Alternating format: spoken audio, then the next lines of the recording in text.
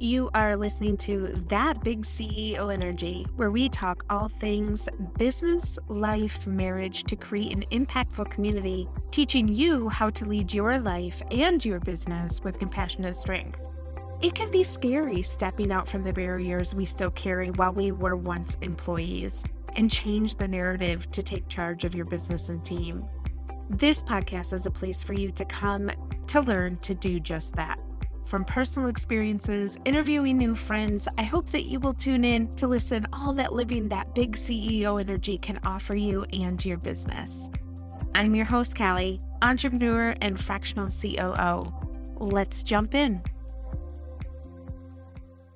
Welcome back. You are listening to episode 35. And in this episode, we're going to talk about how to raise prices without losing clients in your small business. And I know what you're thinking. It's, well, if I just give them more, right? If I just add on, I'll just include this, then it'll be fine. They'll pay for it. And there's this really strange mindset thing that happens with many entrepreneurs and small businesses that we all suffer from. And it's this fear of raising prices. And you're so scared that the customers will pull their business from you if you raise them without attaching some sort of add-on or giving them more hours or whatever. And yet your business is growing. You have tons of work that is coming in, so much so that you have increased the tools that you use. Maybe you've hired another person, and it's just your results speak for yourself. So my question to you is, why do you feel like you need to add on? Why do you feel like you need to add on? Because take it from me, you deserve to charge more. And if you don't charge more, then someone else is charging them more with less add-ons. And so while we all as entrepreneurs choose to work these crazy hours, do you really want to increase your prices, add on more hours, work more for actually getting paid less? And unless you really adjust your mindset and raise your prices, eventually what happens is you'll have no profit despite working this 24 crazy life that you have. And you can outsource as much as you want, but you're not giving yourself a pay raise when you do that. What's actually happening is, because you've said that you will work more hours, because you've decided to take this on, that means more work is going to come. That means that you probably will have to leverage another person or increase the hours on the team that you already have, which means now you're paying out exactly what you've just increased. Do you see how that doesn't make sense? And so what you'll see here is that raising your prices is the best way to increase your profit. And it happens twofold. One is the person who really appreciates you and your work will say, "Oh my gosh, yes, I totally on board. We're moving along." The other person will say, "Oh no, this is not for me. I'm going to go somewhere else." But when they go somewhere else, that opens up the door and the opportunity to get a client at your new prices for the same amount of work. And you've literally just opened the door to getting someone who will respect you at the price that you know that you are worth. And so let's take a look at how to reshape your mind and how to raise your prices without losing those clients. I think naturally that will sort of happen, right? You will probably get the one or two people that are like, "No, ma'am, no, thank you," which is fine. That ultimately means that they're not your person. But ask yourself, When you work with your clients, what problems are you solving? You probably will discover that the work that you do helps to actually add value to their business, right? You help them sell more, you improve their efficiency, you reduce their costs, you increase their reach.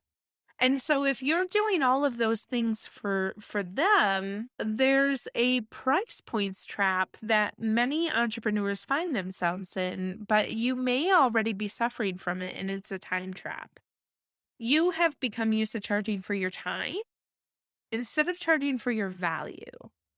And so over the years, you have become faster and more efficient at what you do, and yet you still charge the same. And it doesn't mean that you should be earning less per customer because you're great at what you do. People pay for the value, not for the time. And so when you place a value on you and your service, you're also placing money to that value. You're not placing money to the time it takes you to complete that item. And reshifting your focus and learning how to increase your prices really means that you don't ignore your cost, your customer price points. You decide on your pricing strategy. You raise your prices to new customers first, and then you increase your prices to existing clients, and don't apologize. But then you rinse and repeat. So what does that look like? Let's break that down for a little bit. So don't ignore your costs. So now you're charging for value. You're not charging for hourly. Good for you. Or you're not charging for the time that it takes to complete the item. Good for you. But you also have a profit margin that you need to stay within. But if you're a service provider, whenever you price a project, this means that you need to consider some things. You need to consider if you're paying anybody outside of yourself to complete that work, any technology that you need, any accountant's fees that you pay, the energy that it takes you, any stationery, insurance, training and development. So everything that you need to run your business comes at a cost. And so even if some of these things are not directly related to the project, you still have monthly recurrences, right? So somewhere that has to be roped into you developing a framework for the bottom line. This is the cutoff of I can't go lower than that because I have X, Y, and Z to pay for. So keep that in mind. Number 2 is knowing your customer price point. So we have talked about doing a market analysis in a business plan. I will link the episode to that below. But knowing your market, knowing what your customers are currently paying for things and what they ultimately can afford really puts you in the mode of figuring out where you can be, relating back to what your costs are. And so if you are already on the high side of pricing, you're going to find it harder to actually raise your prices because you're going to be pricing yourself out of your market. But you also don't want to risk being too low because now you're not going to get your ideal client that you need and or want. And so calculating that, really identifying what that looks like for you is a really good way to understand how to decide on your pricing strategy. And there are tons of pricing strategies that you can come up with. One is like the competition-based pricing, which is sort of like completing the market analysis, which is benchmarking against your competitors in your space. But then the second pricing strategy that is common is the cost price plus, which means you simply add an amount onto the cost to produce your service that reflects against the profit margin you wish to make. And you might not be maximizing your value with the cost price plus strategy because it simply is just reflective of yourself and not necessarily reflective of what your competition is doing. But really understanding what your project-based pricing is helps you then create a framework for maybe creating some bundling. I have a few instances where my clients have a retainer and then they have special projects. And so the retainer is X amount of dollars. And then, the monthly projects, depending on what it is, how many hours it's going to take me, the knowledge that I have to have in order to make that work, it then creates a bundling strategy for me to tag that on.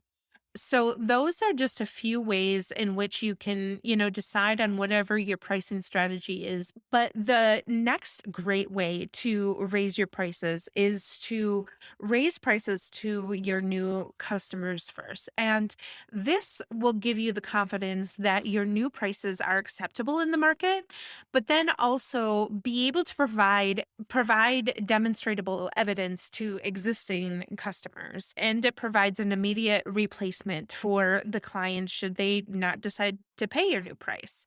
In order for this to really work, is that if you put your pricing online, to readjust that and make sure that anybody that is coming to your website or anywhere that you have pricing, that they are seeing immediately what it takes and what it costs for them to work with you as a new client. And then next would be increasing the pricing to your existing clients, and don't apologize for that.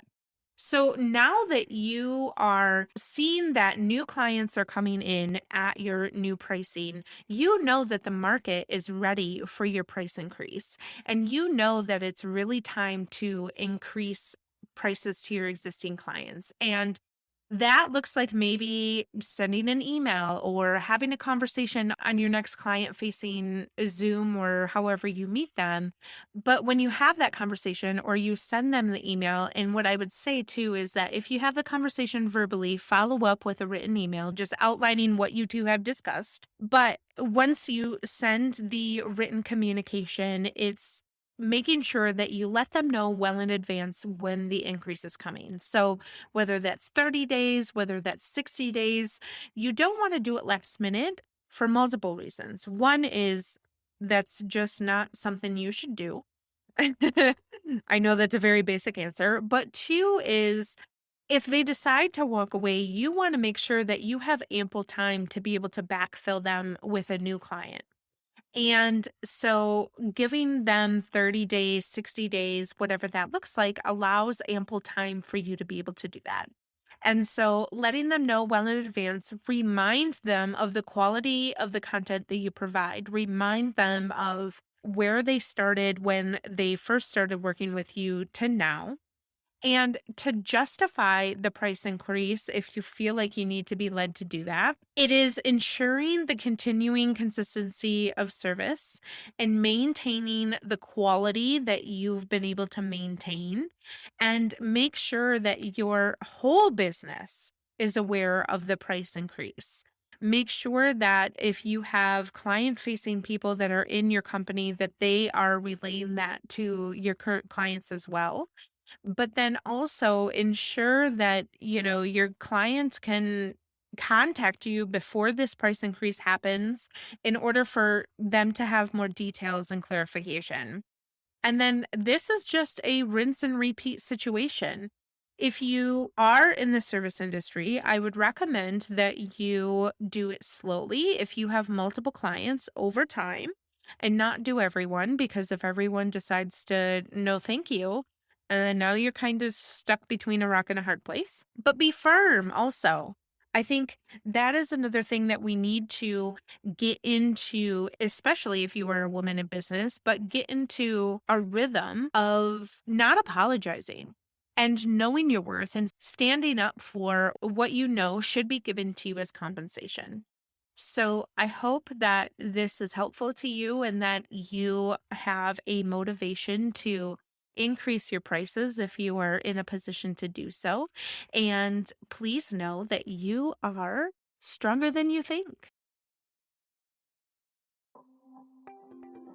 Thanks for listening to That Big CEO Energy. If you heard something today that helped you, I would love it if you would leave a review and share it with your friends. This helps more people like you become inspired just like you are. If you would like to learn more about how I can help you streamline and position your business for growth or lead your business as a CEO, feel free to jump into the show notes with all of the links to find me. And don't forget to head over to Instagram so we can be pals.